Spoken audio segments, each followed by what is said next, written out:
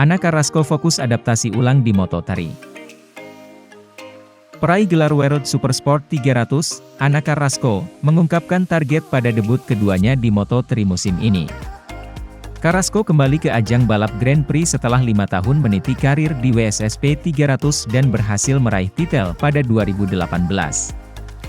Mengawali karirnya kejuaraan dunia di Moto3 pada 2013 hingga 2015, pembalap 24 tahun itu kini mendapat kesempatan kembali untuk mengejar impiannya.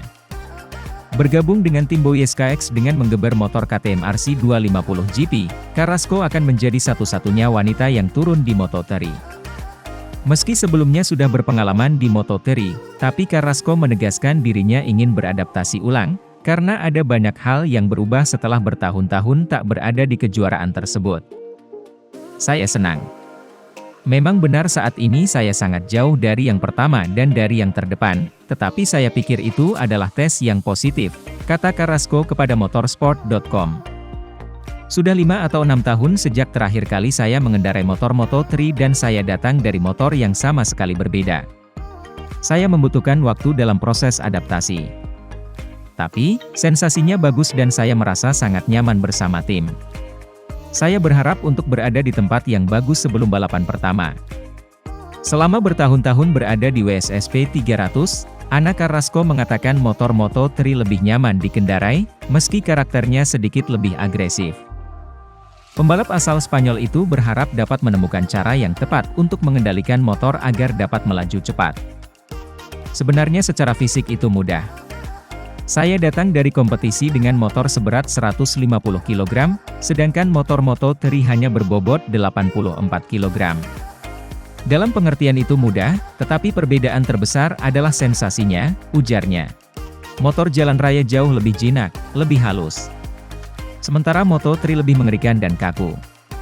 Proses adaptasi adalah untuk menormalkan sensasi tersebut dan menemukan batas dari motor ini. Ana Carrasco tak merasa datang sebagai rookie di Moto3 2022, karena sebelumnya pernah berada di kejuaraan tersebut dan telah melakoni kejuaraan dunia lain yang membuatnya lebih berpengalaman. Saya pikir semua pengalaman yang saya miliki, dan juga telah mengikuti Moto3 meski sudah bertahun-tahun yang lalu, akan membantu, ucapnya. Hampir semua rookie berasal dari kategori seperti CEV, atau Rookies Cup, yang sudah mengenal motornya. Orang yang paling sedikit mengetahui motor ini adalah saya, tetapi saya memiliki lebih banyak pengalaman dan bertahun-tahun berkompetisi. Saya pikir itu akan membantu saya. Marc Marquez tetap menjadi referensi Honda. Pol Espargaro menjadi pembalap tercepat pada tes pramusim MotoGP 2022 terakhir di Mandalika, Indonesia. Namun, Marc Marquez masih menjadi referensi Honda. Hal tersebut diungkapkan Ramon Aurin selaku kepala teknisi Pol Espargaro. Seperti diberitakan sebelumnya, pembalap tim Repsol Honda itu menjadi yang tercepat selama 3 hari tes di trek baru, Pertamina Mandalika Circuit di Lombok. Sepanjang tes di Mandalika, adik kandung Aleix Espargaro itu memang menunjukkan performa bagus di atas Honda RC23 V versi 2022. Tidak hanya cepat dalam mencatat waktu lap, race pace pembalap Spanyol itu juga sangat stabil.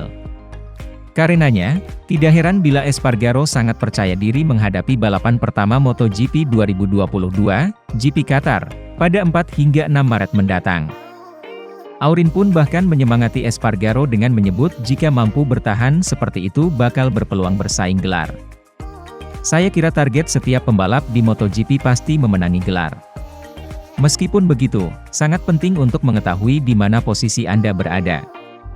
Kami selalu ingin bersaing merebut gelar melawan para pembalap top, ucap Aurin. Lebih jauh Aurin menambahkan, MotoGP musim 2022 ini agak berbeda dibanding sebelumnya. Ia masih menangani pembalap yang sama seperti tahun lalu, Pol Espargaro. Jadi, sudah lumrah jika semuanya bisa berjalan sedikit lebih mudah. Marc Marquez mungkin kurang memuaskan pada tes terakhir di Mandalika. Namun, itu menurut Aurin masih menjadi referensi bagi Honda, khususnya tim Repsol Honda. Semua tahu kapasitas dan kemampuannya serta sadar dia seorang juara. Ia juga paham betul dengan Honda karena sudah 8 atau 9 tahun bersama. Kata Aurin tentang pembalap langsung berseragam Repsol Honda sejak promosi ke MotoGP pada 2013 itu. Sebagian besar pendapat Marc Marquez biasanya benar. Kami mencoba mengadopsi masukannya dan terbukti berubah. Meskipun Paul kerap merasa tidak lebih baik.